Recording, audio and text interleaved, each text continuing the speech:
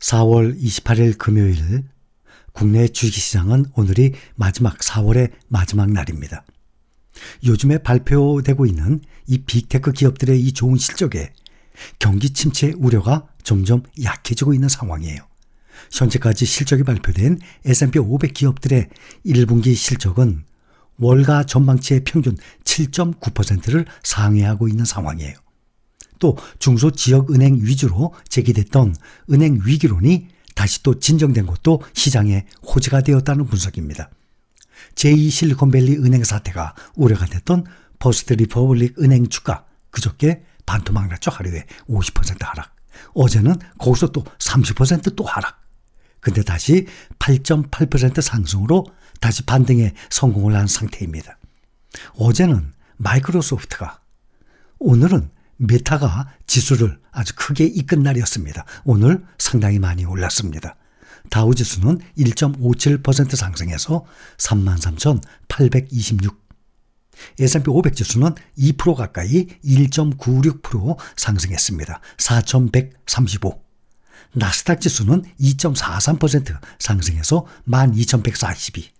필라델피아 반도체가 의외로 조금 올랐습니다. 0.64% 상승 2,941.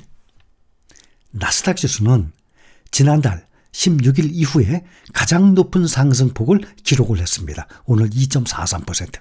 또 다우와 S&P 500 지수 상승률도 지난 1월 6일, 올 초에 1월 6일 이후 최대로 뛰어올랐습니다. 전날의 장 종료 후 실적을 발표했던 메타의 주가가 오늘 14%가량 폭등을 했습니다. 매출액은 지난해 같은 기간보다 3% 늘어서 4분기 만에 증가세로 돌아섰어요.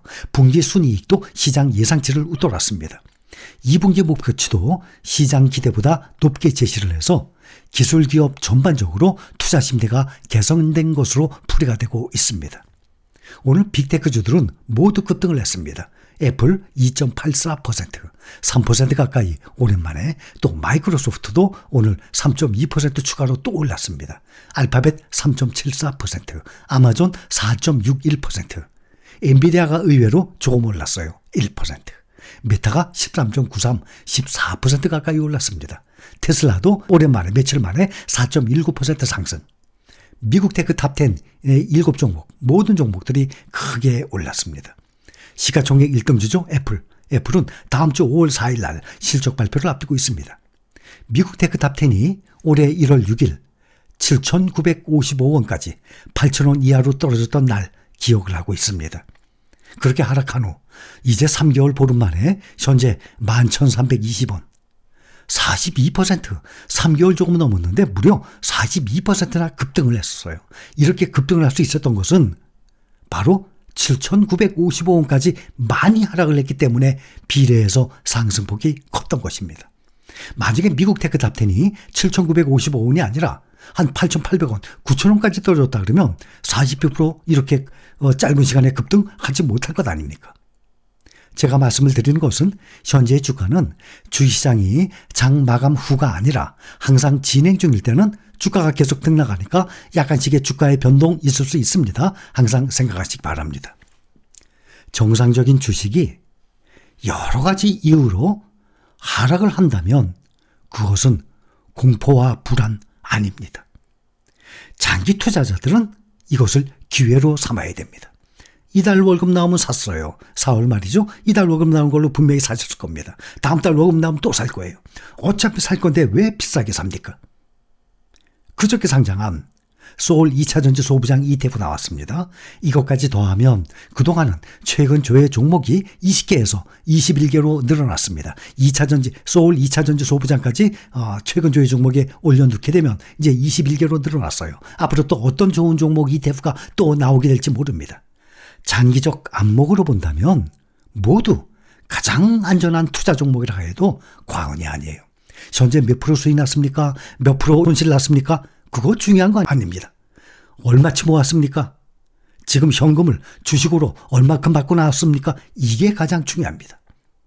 일부 종목들이 현재는 실망스러운 주가일 수도 있겠습니다. 우리가 한 종목, 두 종목 투자하는 게 아니라 보통 평균 5종목에서 10종목 사이에 투자하시는 것으로 알고 있습니다. 그중에 일부 종목이 현재는 실망스러운 주가일 수도 있겠지만 좀 더 길게 본다면 장기 투자에 이 21개 종목들은 모두 적합한 종목들입니다. 빅테크주들 중에서 테슬라 주가 올해 1분기 실적 발표한 지난 19일 장 마감 직후부터 급락하기 시작해서 6거래일째 계속 하락세를 이어갔었습니다. 지난 6일간 낙폭이 약 15%나 떨어졌어요. 테슬라 주가는 4월 한 달간 22% 하락했습니다. 오늘 장 종료 후 아마존과 인텔 등이 실적을 발표했어요. 1분기 매출 1년 새 9.4% 증가했고 역사상 가장 큰 규모 2만 7천 명 해고로 비용을 절감했습니다. 메타도 비용 절감을 위해서 주가를 부양한 바 있죠. 작년 11월 11,000명을 해고한 데 이어서 지난달 10,000명을 또 해고한다고 밝혔습니다. 아마존은 매출이 예상치를 웃돌았다는 소식에 시간 외 거래에서 8% 이상까지 오르기도 했었습니다. 시장 컨센서스를 웃도는 올 1분기 실적을 발표한 거예요. 하지만 시간 외 거래에서 주가는 초반에 급등했다가 2% 이상 하락을 했습니다. 아마존은 장 마감 후 올 1분기 1274억 달러 매출 올렸다고 밝혔습니다. 전년 동기 대비 1164억 4천만 달러에 비해서 9.4% 늘어났습니다. 시장의 전망치 1246억 달러를 웃돌았어요. 1274억 달러니까 주당 순이익은 31센트. 지난해 1분기 주당 38센트에 이르는 순손실에서 흑자 전환한 것입니다.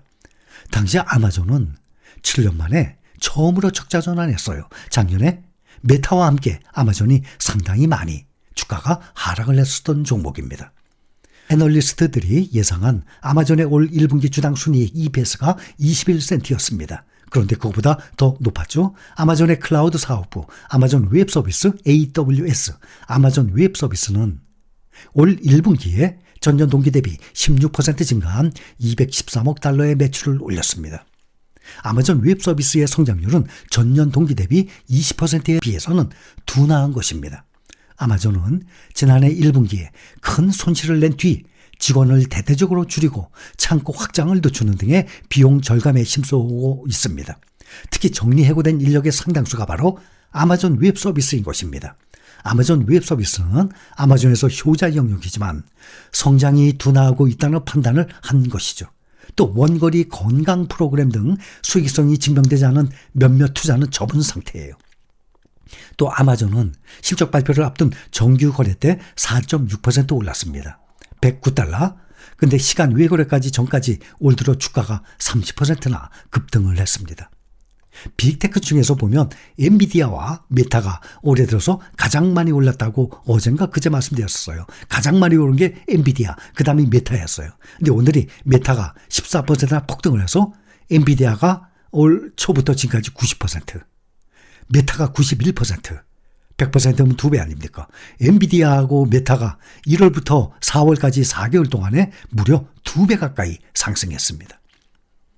반면에 작년 1년간 빅테크들 중에서 메타가 대신 그만큼 가장 많이 하락을 했기 때문입니다. 미국 테크 탑10도 42%나 올랐던 이유가 7,955원까지 많이 떨어졌기 때문에. 반면에 손실을 본 인텔의 주가는 정규장에서는 2.79% 상승 마감을 하고 시간 외 거래에서는 오히려 4.25% 더 급등을 했습니다. 반도체 회사죠. 인텔이 올 1분기에 사상 최대 손실을 냈어요. 삼성전자도 힘들었죠. 1분기 매출액도 2010년 이후 최저 수준으로 감소했습니다. 인텔은 이 컴퓨터 PC 시장 회복을 기다리고 있다고 말하고 올 2분기에도 적자 상태가 이어질 것으로 전망하고 있습니다. 분기 기준으로 4조 원에 육박하는 역대 최대 손실을 기록했어요. PC 수요가 줄어들고 또 반도체 재고가 쌓이고 있고 판매량이 감소했기 때문입니다. 하지만 인텔 주가는 오히려 상승을 했어요. 투자자들은 실적 악화를 어느 정도 예상을 했던 데다가 반도체 재고가 조만간 소진될 것이라는 기대감을 숨기지 않고 있습니다. 인텔은 2023년 1분기 실적 발표를 통해서 매출액이 117억 달러로 전년 같은 기간 184억 달러에 비해서 매출액이 36%나 급감을 했다고 발표했어요. 또 순이익이 81억 달러의 흑자에서 28억 달러 적자로 돌아섰습니다. 주당 순이익도 0.21달러 적자로 집계가 됐습니다. 애초 투자 분석가들 시장 전망치보다 매출은 조금 웃돌았는데 주당 순이익은 못 미쳤어요.